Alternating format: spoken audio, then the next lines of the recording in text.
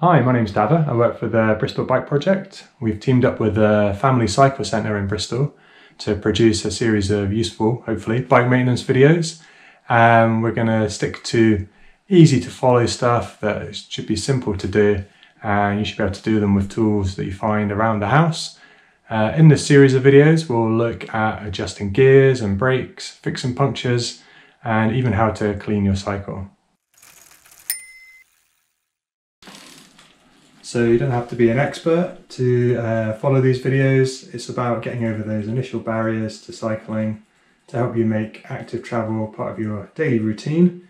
We'll cover quite a lot in this series of videos. If there's anything you're unsure about, use the comments below or get in touch with your local cycle shop. So you can look for tools around the house. Everyone's got some kind of weird pot, right, with things in. Here's some screwdrivers. They might come in handy. You've probably also got one of those kitchen drawers where there's lots of bits and pieces in, as well as your kitchen foil and greaseproof paper. Got a flathead screwdriver, crosshead screwdriver. They'll come in useful. You might find some of your tools in your shed in an old drawer. If they're rusty, you can always clean them up with some sandpaper. Okay, so when you're working on your bike, you don't want to be wearing your best clobber because it's going to get oily and dirty from the bike. So pick something a bit old and tatty that you don't mind getting dirty. You might want to protect your hands as well with some gloves. Just make sure they're quite tight fitting so they don't get in the way while you're working. If you don't have a work stand, you might be tempted to turn your bike upside down. That can make some of the tasks we're going to do a bit more difficult, definitely makes them a little bit more confusing. So I'd recommend instead getting a friend or family member to hold the bike for you.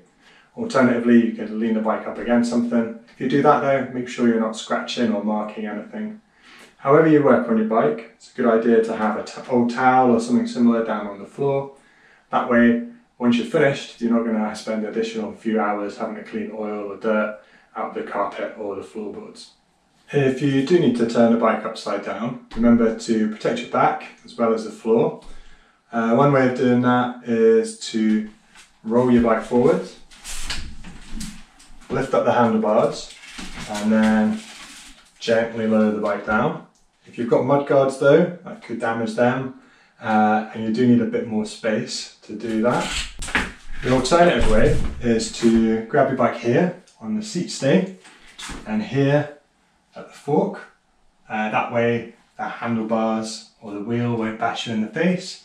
So you're going to need to bend your knees and support your back, pick the bike up, flip it over, and then as you lower it down, remember to bend your knees and support your back.